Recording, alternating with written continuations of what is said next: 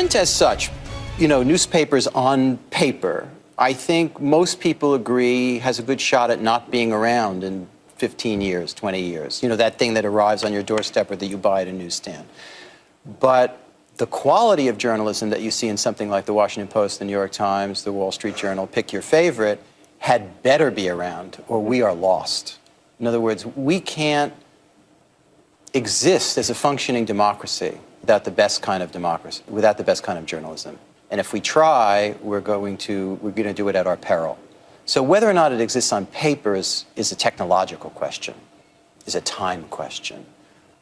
But whether journalism, really rigorous journalism exists, is an existential question.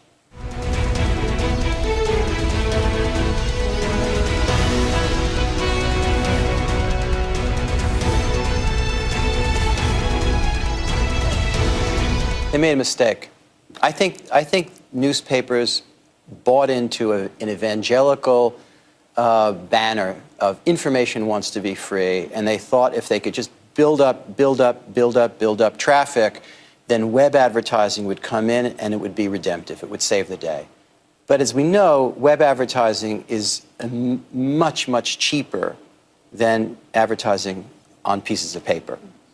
And so while sites did build up traffic, it didn't bring in the revenue they wanted. So they now have to double back and build up paywalls. They have to go back and say, look, if you want this quality journalism, you have to pay. And thankfully, that was one mistake that the New Yorker managed to avoid.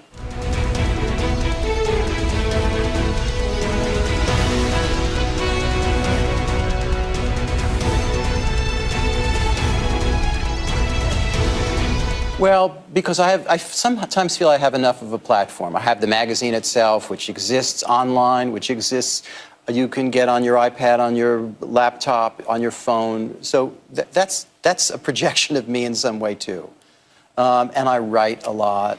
And sometimes you just only have 24 hours in a day. And I see people with Twitter consuming some of their time and energy that I don't necessarily want to do. I use Twitter. I use Twitter search more than is absolutely healthy, maybe.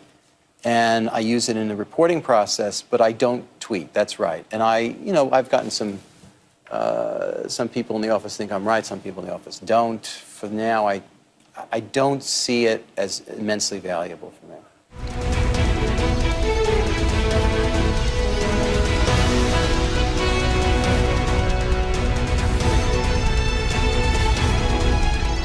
The Graham family's inability to hold on to it, hold on to a superb newspaper with the best values and intentions, and a city that still reads it quite vociferously and lovingly, is an unintended consequence of the technological revolution. That is, the Boston Globe, all these things. We're going through a technological tsunami that began, in fact, quite a while ago, a long time ago. But the unintended consequences of it include that. And it's a reflection of its times.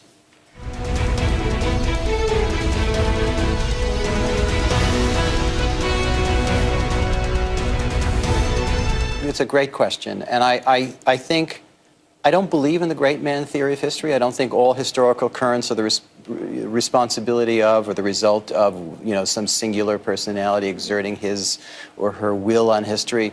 But we as human beings are interested in other human beings innately. We're immensely curious about them, whether they're pop singers or first basemen or politicians. And so my reflex to get into a subject is often through the profile, through one person. And I've done that in sports, I've done it in politics, I've done it in international relations, and it kind of floats my boat.